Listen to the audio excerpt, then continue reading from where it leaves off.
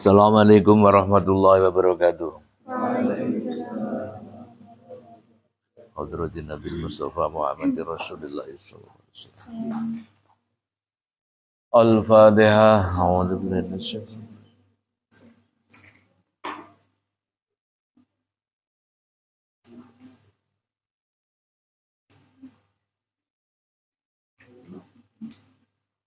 rajim.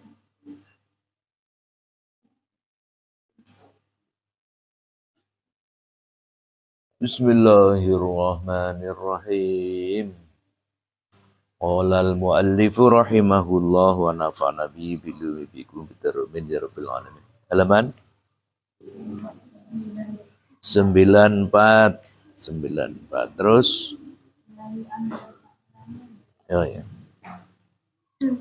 Bismillahirrahmanirrahim. Ilahi anta ta'lamu wa illam tadum at-ta'ah minni fi'lan jazman faqaddamat mahabbatan faqaddamat mahabbatan wa asma Ilahi duh pangeran ingsun, pangeran ilah sesembahan. Ilahi duh pangeran ingsun, anta utawi panjenengan iku tak lamu ngertos panjenengan.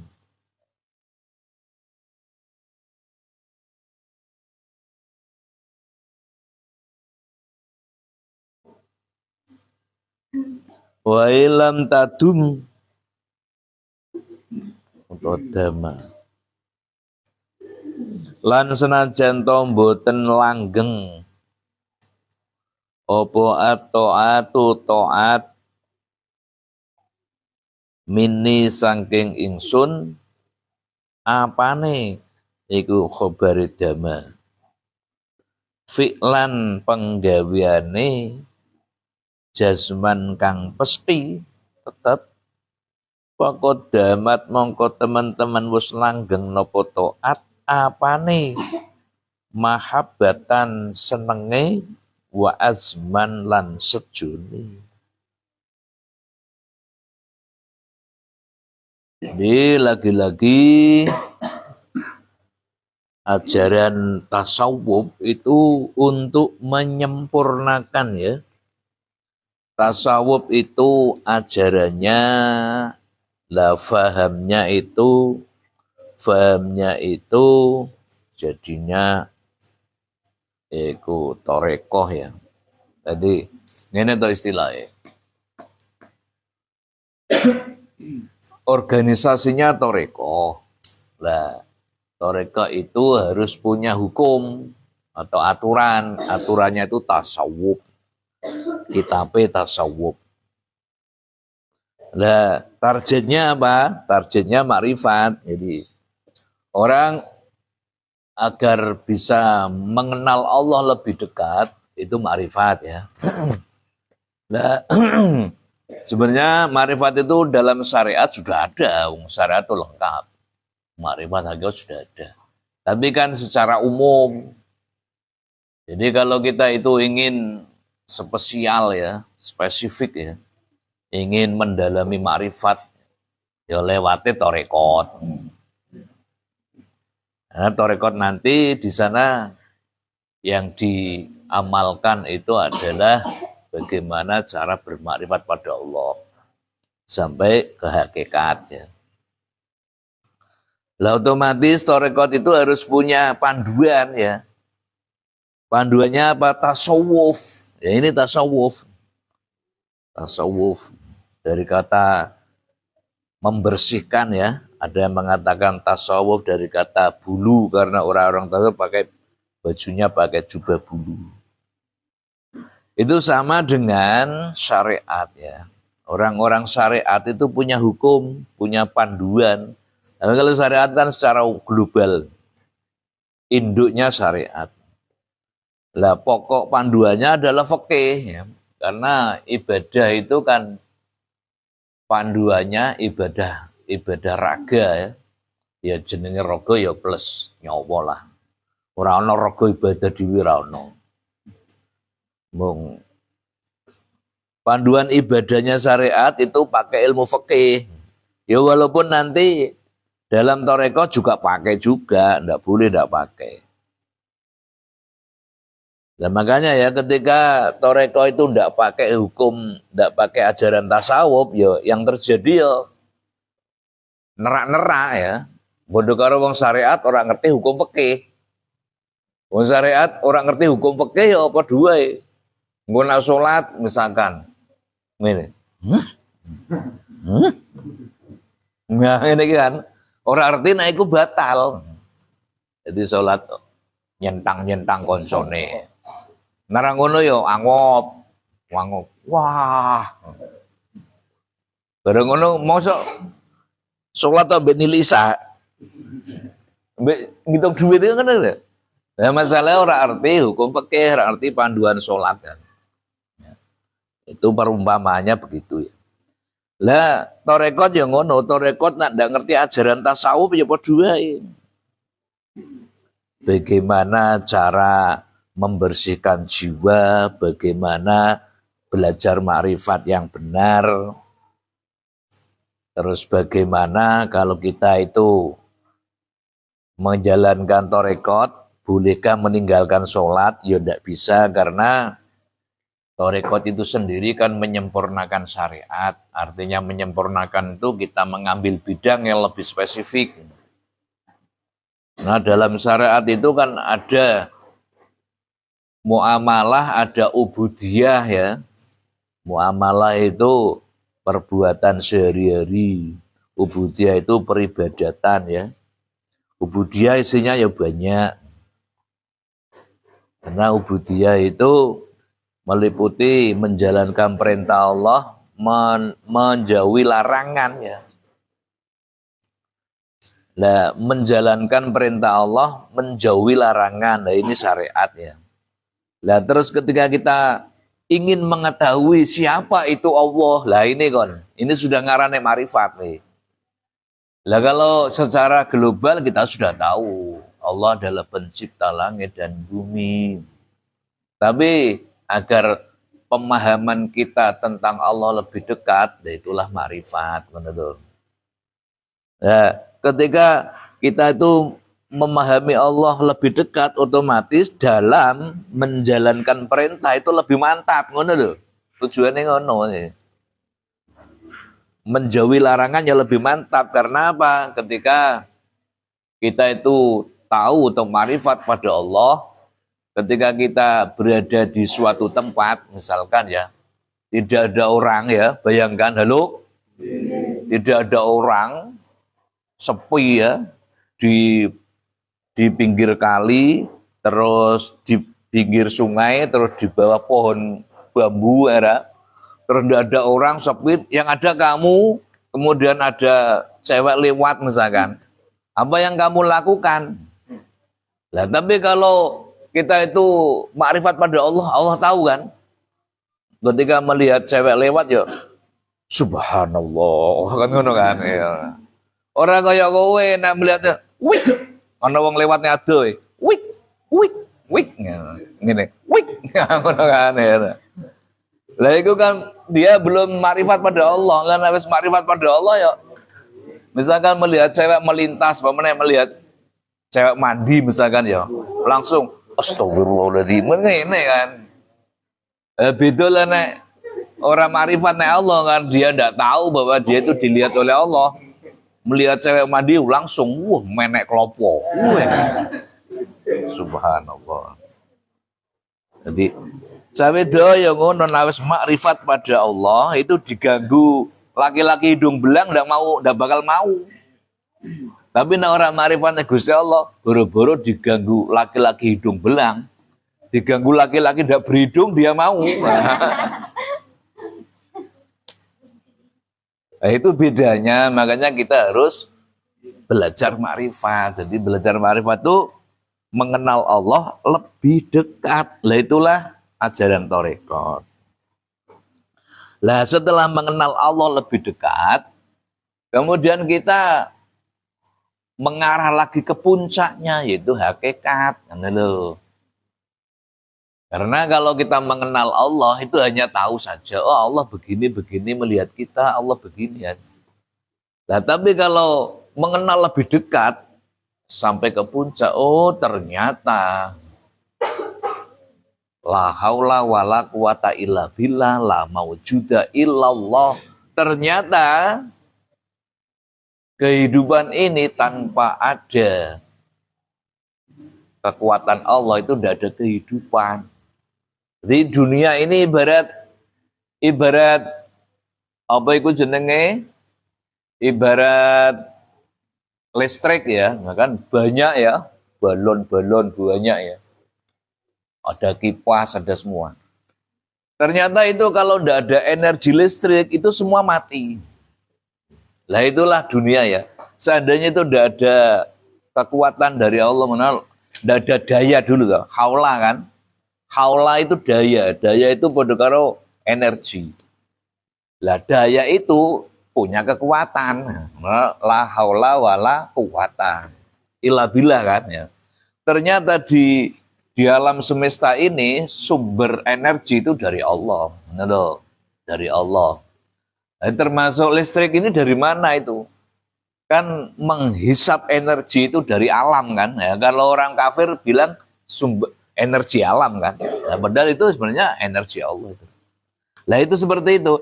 Setelah kita mengenal Allah lebih dekat, oh ternyata kehidupan itu bergantung pada Allah. Oh ternyata saya ini adalah ciptaan Allah.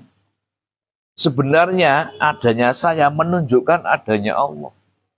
Jadi ketika orang itu makrifat, ketika ada kipas itu apa itu jenenge berputar, dia mengerti itu di dalamnya ada setrum kan, ada energi kan, ada arus listrik kan. Tapi orang kan tidak pernah mikir itu. Kenapa bisa berputar? Kan tidak pernah mikir. Yang penting kok, wah semriwing. Engko nara orang mubeng ya, wah piye to iki? Ya ngono tok kan.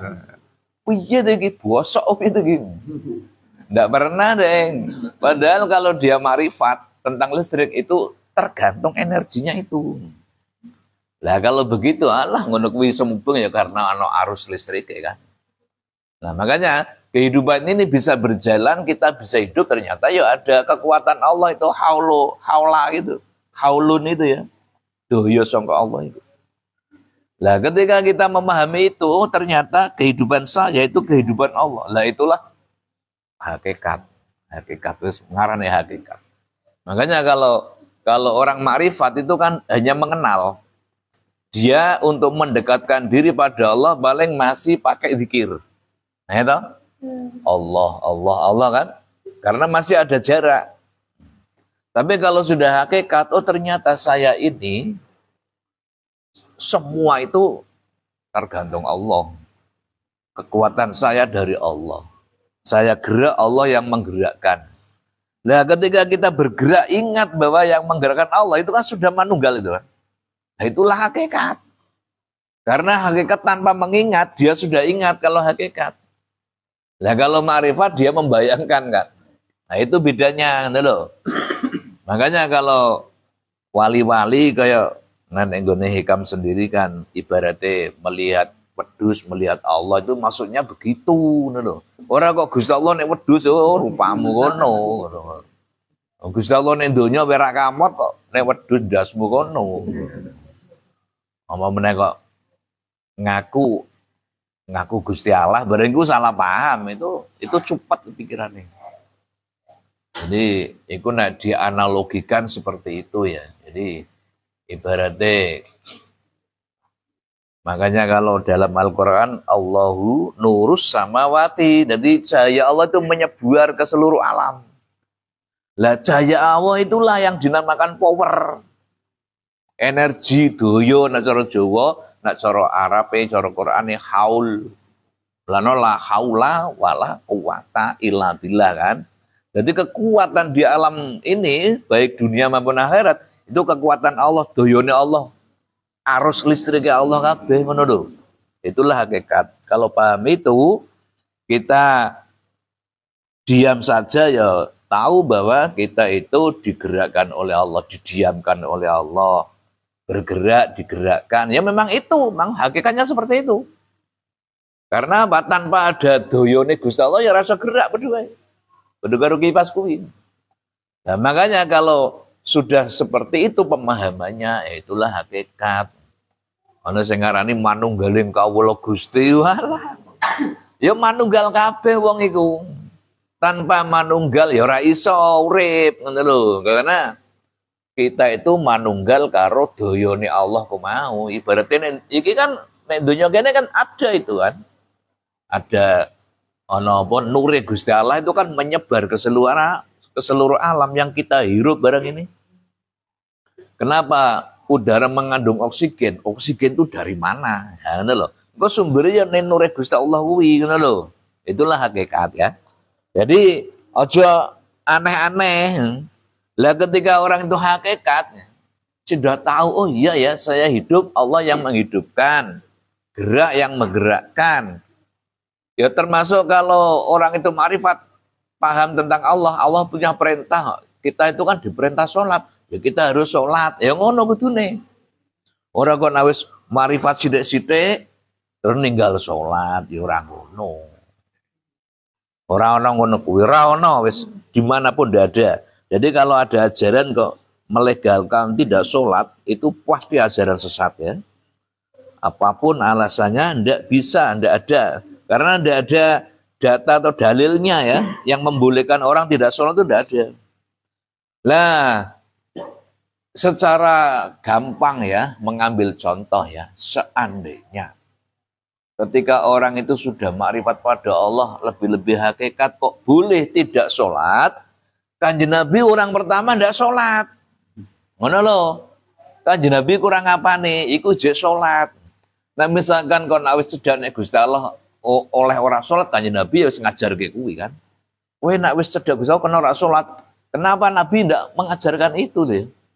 Kanjeng Nabi jek sholat juga. Jadi ndak ada alasan. Itu pastilah sesat.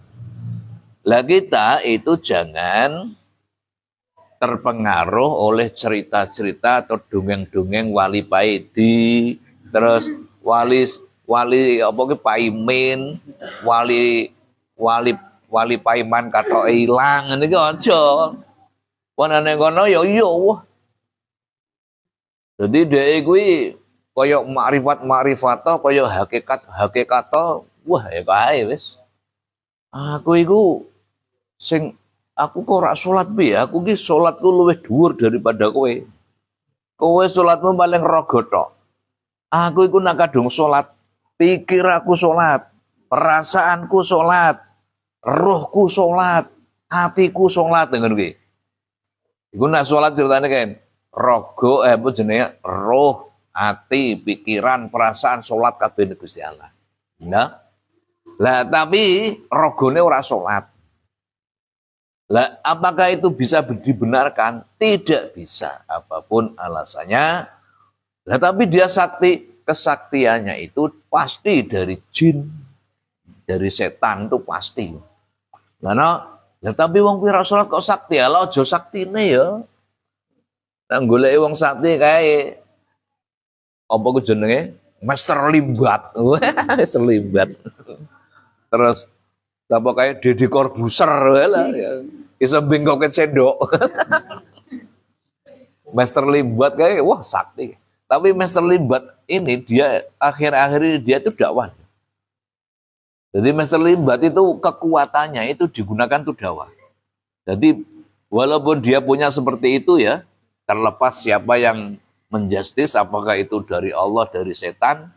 Kalau menurut saya kalau itu baik itu dari Allah. Kalau itu jelek itu dari setan. Artinya reaksinya itu. Lah, ketika itu digunakan untuk baik, itu pasti dari Allah. Apa yang dilakukan Master Limbat sekarang? Dakwah dia. Jadi dia itu mengawal dai-dai ke Papua, ke NTT. Ketika orang Islam di sana itu dikucilkan, diserang, diperangi ya. Sehingga orang pendai-pendai itu diserang, itu dia melindungi. Itu kan pernah terjadi itu ya. Seorang dai itu dikeroyok atau mediadang karo orang kafir di sana.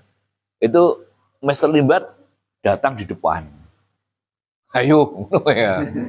Lah ceritanya ketika wong-wong kan dorete iku. Wih, koyok Limbat rupane. Aku limbat. Aku memang limbat. Iku dia ada wedi.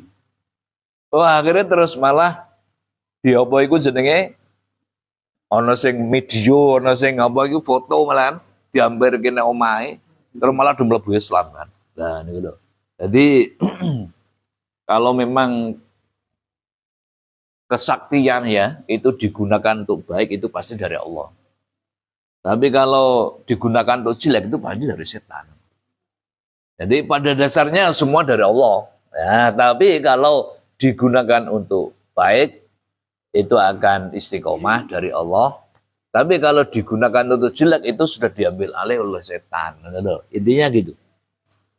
Dan sekarang kita ikuti ya narasinya orang-orang makrifat ya. Cara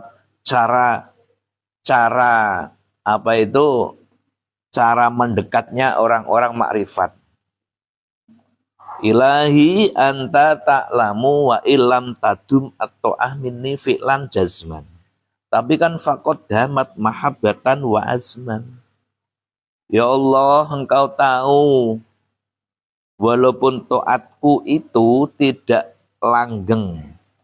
Taatku itu tidak langgeng, tidak terus-menerus, tidak istiqomah. Akan tetapi cintaku itu kan abadi kan lho. Jadi berarti ya Allah walaupun taatku atau ibadahku itu tidak bisa banyak, tidak bisa langgeng. Tapi mahabbahku itu kan langgeng. Jadi iki padha karo ngene. Ya walaupun aku tidak bisa memberikan nafkah tapi cintaku kan tulus kan ngono itu kalau ngono.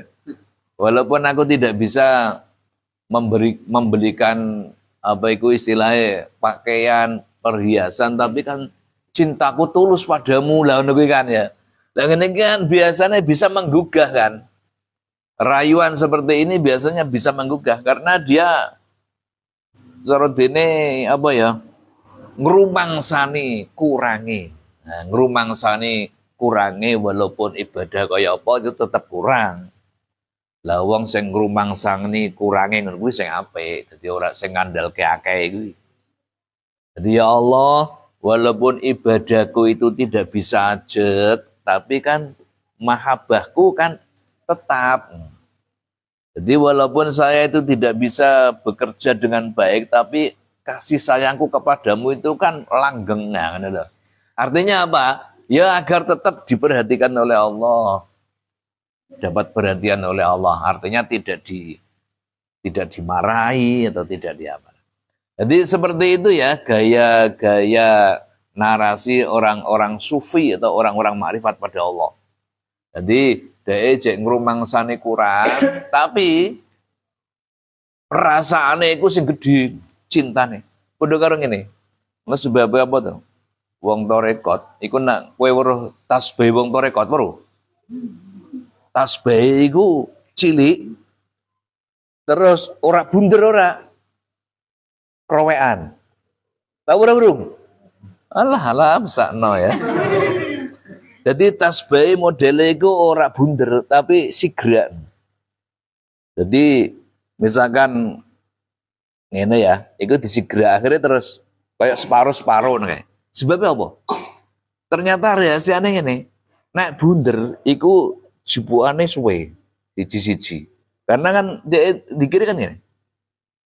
Lah nek bunder meleset terus ora tambah-tambah kan. Lah nek separuh kan langsung mlayu banter. Lah mula tasbih digawe cilik terus separuh gen puterane gampang kan. Lah Allah langsung sak puteran. Sak puteranku 100 bayangkan. Lah nek siji-siji ya suwe 100 iku. Allah kadang meleset meneh. Ya kan jebuk orang ini lah atas bayi wong umum kan siji-siji jebuk. Subhanallah, subhanallah, subhanallah kan ngono ya. Tapi atas bayi wong toreko ora, tapi wong toreko cilik. Isine 100 tapi separuh-separuh. Engko nek wiridan diadepke sing krowekan kuwi. Dadi langsung tek tek tek tek, tek, langsung sak muter. Iku isine 100. Lah kenapa begitu? Lah nek dihitung ora ono 100. Jadi misalkan Allah Allah Allah Allah 100 ngono ya. Nanti hitung mbok kagek 3 papat wis dihitung 100 kok iso. Lah terus mulane nak wiridan kok ping 1000, ping 2000, ah iso wae yo ngono. Dadi nek wiridan ya Allah Allah Allah sak puter siji sak 100. Allah Allah Allah Allah tek 200 Allah Allah Allah. Terus 1000 ngono wae yo. Lah wiridane 5000 lho ya, bayangkan ya. Lah wiridan 5000 ya sedina dhewe nek siji kan. Pone tasbih sing gedhe wae. Nggone Blitar ke tasbih. Sakmene siji. Allah. Oh tasbih gede-gede yo. Ya, lah kan kuwi kan kenapa begitu ya? Ya ini filosofisnya ini. Jadi cintanya lebih besar daripada perbuatannya karena perbuatan ndak nyandak lah. Kalau dikir semono ndak nyandak tapi kemauannya tetap seperti itu. Nah lho. Niku jane yo ya kalah-kalah maksudnya. Lah tapi nek iku niate tulus karena Allah, Allah tetap memperhitungkan. Ya coba kasusnya nek nggone anu wis Quran lah. Sebab apa nek khatam Quran kok dibaleni nek nggone Fatihah meneh. Ya toh? Lah harapannya kan misalkan dikei kekuatan, ayo mulai meneh ngatanke meneh. Ngono kan? Lah mula sangka niat sing kaya ngono kuwi kan cinta lebih besar daripada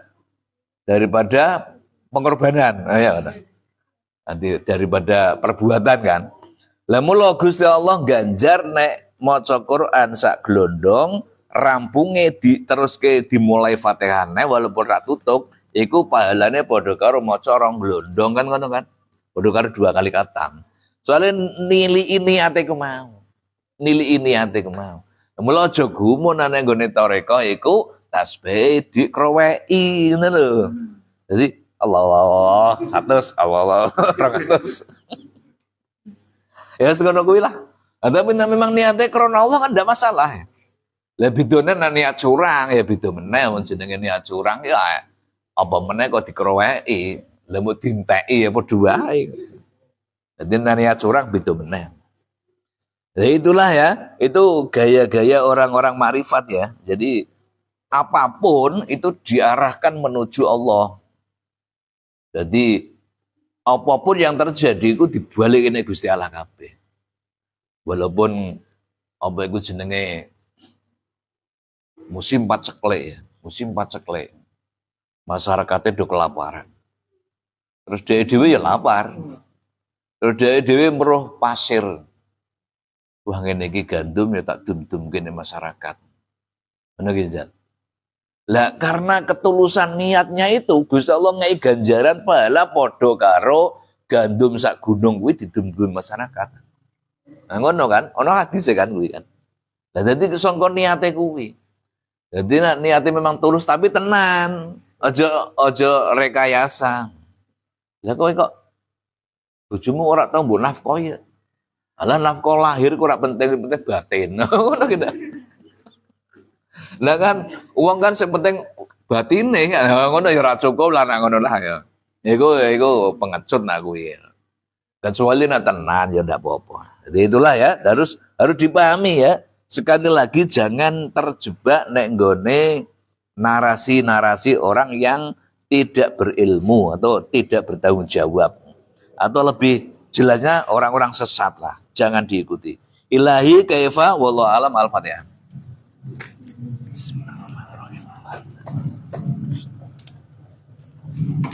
Assalamualaikum warahmatullahi wabarakatuh.